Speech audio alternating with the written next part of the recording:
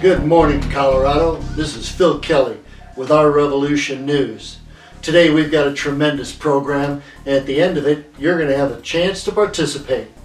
We're going to ask the question of who wins Oligarch of the Year. Those candidates are, of course, the Donald, who was unchallenged until recently. Now he has a serious contender, Mike Bloomberg. Let's talk about the news. Let's start off with a discussion about Donald J. Trump. What more can be said? We all know everything he's been doing the last 3 years. Let's just cover just for a moment what his party has done to this country just last week. They made Donald Trump, the office of the president, above the law. They said, they quoted in the floor of the Senate, that he is above the law. As long as he thinks it's good for America, perfectly legal, perfectly okay. No, that is not what our founding fathers had. We cannot allow this to stand. Then we have to look at candidate number 2, Michael Bloomberg. $55 billion.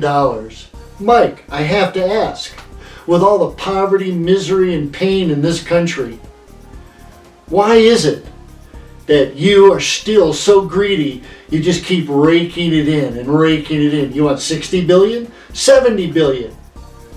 I know. Would 100 billion be enough for you, Michael?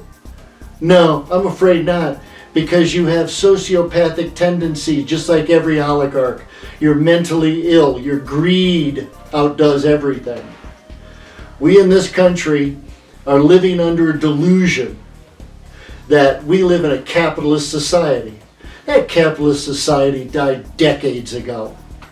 What we live in today is national corporate socialism. That's right, sounds scary. Ooh, we use the word socialism. But let me explain it to you, my friends. We spend $1 trillion a year total on defense. Trillion. Nothing but welfare for the contractors and a way to give kickbacks to their senators and congressmen so they can get reelected. $400 billion a year in welfare, in tax cuts, just to the oil corporations and gas. This is insane. Then we can go on to Walmart. Let's take a look at the $2.5 trillion tax cut the Republicans gave totally to the rich and the powerful of this country. No, my friends, that is not capitalism. That is national corporate socialism, and let's define it for what it is. Evil. We have so much misery, poverty, and suffering in this town, in this state, and in this country that we have to stand up now and make a difference for society, or we can forget about it forever. It will be done. Let's stand up together and help me please decide which one of these two is going to be Oligarch of the Year. Now let's take a minute and talk about solutions to some of these problems. They aren't easy, but they aren't all that difficult either.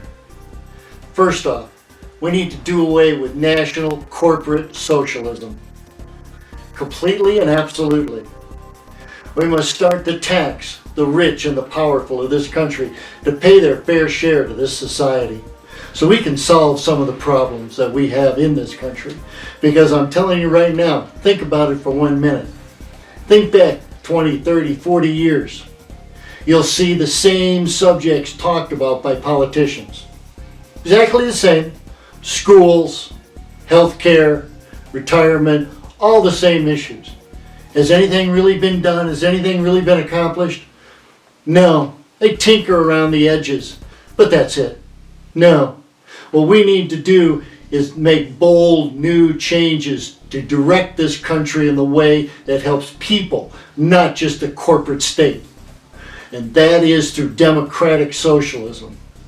We need to provide a society that has a baseline to it, that no one falls beneath. And we must continually push that bottom up so our boats rise and everyone has a decent loving chance to have a good life in this society. That's all we want. We don't want to control the means of production. We don't want communism. No. We want a just, fair society for all people.